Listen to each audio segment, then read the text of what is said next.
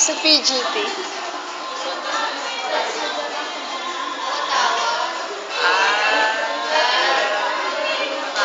Pilipinas bilang isang malaking bansa ay pinapapalooban ng mga kalalasayan. Sa ngayon ay meron tayong 1,008 isla.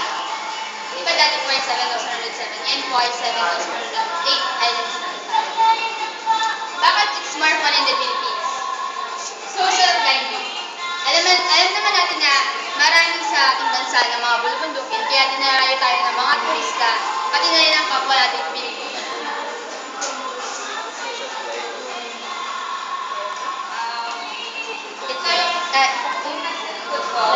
Isa ito sa pinakalikhang mundo sa atin. Kaya magkakaroon tayo ng mga zipline. Meron ito sa iba't ibang lugar na may matataas na mundo. Tulad ng Tagaytay, Tanay, Santa Cruz.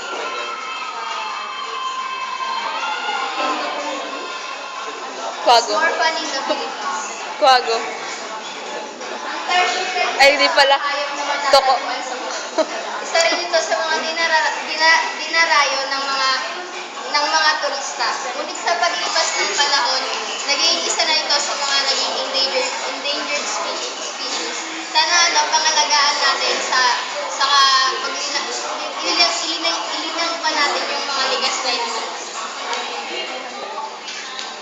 It's more fun in the Philippines. Dahil sa ating saglay na layakong tubig, ito ay ating napaunlad. Halimbawa na lang sa Boracay. Dito ulit na ang kakaibang white sand at lalakihang resorts na at maasag na katubigan. Kung kaya dinarayo tayo ng mga iba't ibang bansa.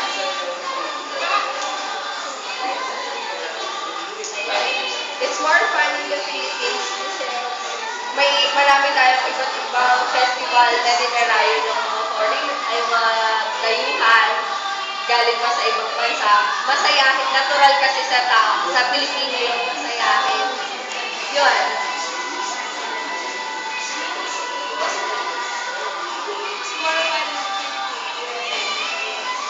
Isa sa mga pinakamaganda at may pagmamalaki natin sa ating bansa. Ngayon meron tayo iba't ibang uri ng pagkain. At ito nga, binabalik-balikan ng mga dayuhan. Dahil ang motto Pinoy ay nagkakaroon na lang. Ito, masasay niyo yung nasa likod ko. Nasa Pilipinas ko lang makikita yung bawat sa mga probinsyang may mga jeep na sa taas lang may mga sumasakay. Kasi makikita nyo, example sa States, makikita nyo may mga kanya-kanya na silang mga kotse. Pero dito sa Pilipinas, maraming nasusuin nilang makipagsiksikan sa mga jeep para lang mabuto sa mga pupuntahan nila. Boracay. Boracay ay isa sa mga tourist spot na sikat sa buong mundo. Kaya madaming mga dayuhan ang dumadayo dito dahil sa malapulbos na buhangin nito. Ang malinaw na kulay asul na tubig. Sa kabilang dako, nakakatuloy din ito sa turismo ng ating bansa. Ito'y matatagpuan sa Kalimutan. Isang biyaya pinagkaloob ng may kapal sa ating bansa. At madami pang ibang magandang tanawin na matatagpuan dito sa ating bansa. Boracay is more fun in the Philippines. Yes.